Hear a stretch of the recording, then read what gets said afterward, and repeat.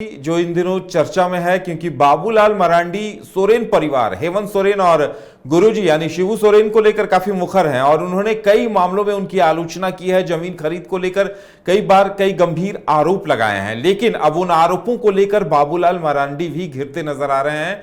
JMM समर्थक सोनू तिर्की ने कांके थाने में मामला दर्ज कराया है और उनके ऊपर आपत्तिजनक बातें कहने का आरोप लगाया है।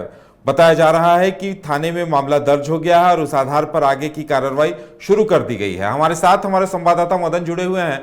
मदन, क्या कुछ पूरा आरोप क्या कुछ लगाया जा रहा है और बताया जा रहा है कि पुलिस ने इस सिलसिले में जांच भी शुरू कर दी है? बिल्कुल, देखिए, मुख्यमंत्री हेमंत सोरेन समेत उनके परिवार के कई लोगों के खिलाफ लगातार मुखरता से बाबूलाल मरांडी अपनी बात रख रहे हैं। पिछले दिनों आपने देखा होगा कि संकल्प यात्रा की शुरुआत जब बाबूलाल मरांडी करने जा रहे थे, उससे एक दिन पहले भी बीजेपी प्रदेश कार्यालय में प्रेस कॉन्फ्रेंस किया था और वो एक विस्तार से सूची दिखा रहे थे जिसमें कि वो बता रहे थे कि आदिवासियों की जमीन को किस तरह से नाम बदल बदल कर लिया गया है। और ऐसे में फिर जब संकल्प यात्रा की शुरुआत हुई तो रोज उनके परिवार पर और मुख्यमंत्री पर जो है वो हमला बोलते रहे। ऐसे में अब जेएमएम के एक कार्यकर्ता और ये सीधे तौर पर कहें तो वो व्यक्ति ने राजधानी रांची के कांके थाने में और राज्य के कई जिलों में इस मामले को लेकर के मामला जो है दर्ज कराया गया। फिलहाल जो सूचना है उसके हिसाब से 4 जगहों पर यह मामला दर्ज कराया गया है। बाबूलाल मरांडी के द्वारा यह आरोप लगाया गया है कि मुख्यमंत्री हेमंत सोरेन और दिसोम गुरु शिबू सोरेन के प्रति जो है आपत्तिजनक शब्द का इस्तेमाल किया गया है और पूरे आदिवासी समाज को इससे आहत पहुंचा है। ये मामला जो है थाने में दर्ज कराया गया है और कई धाराएं लगाई गई है। हालांकि इसको लेकर के बाबूलाल मरांडी ने भी ट्वीट किया है और कहा है कि आपने हम पर यह मामला दर्ज करवाकर एहसान कर दिया।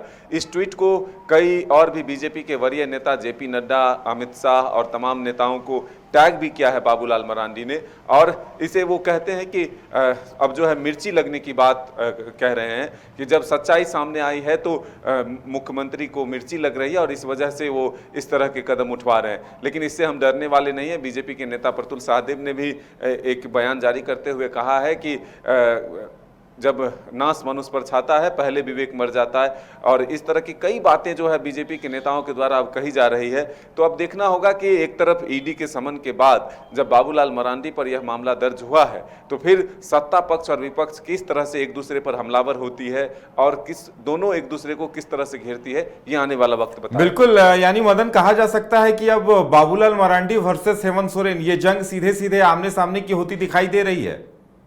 बिल्कुल, देखिए, टकराहट की स्थिति अब यही कह रही है कि बाबूलाल मरांडी और हेमंत सोरेन दोनों आमने सामने हैं।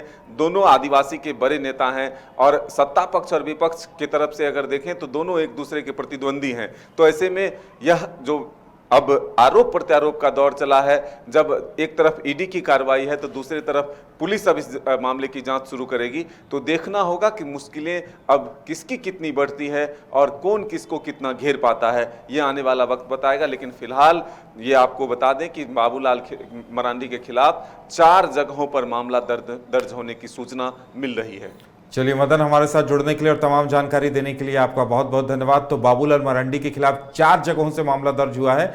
देखना दिलचस्प होगा कि कार्रवाई क्या कुछ होती है, पुलिस क्या कुछ एक्शन लेती है और इसका नतीजा किस तरह से सामने आता है। फिलहाल हमारे तरफ से इतना ही। हमें दीजिए इजाजत और आप देखते रहिए न्यूज़ 22 को।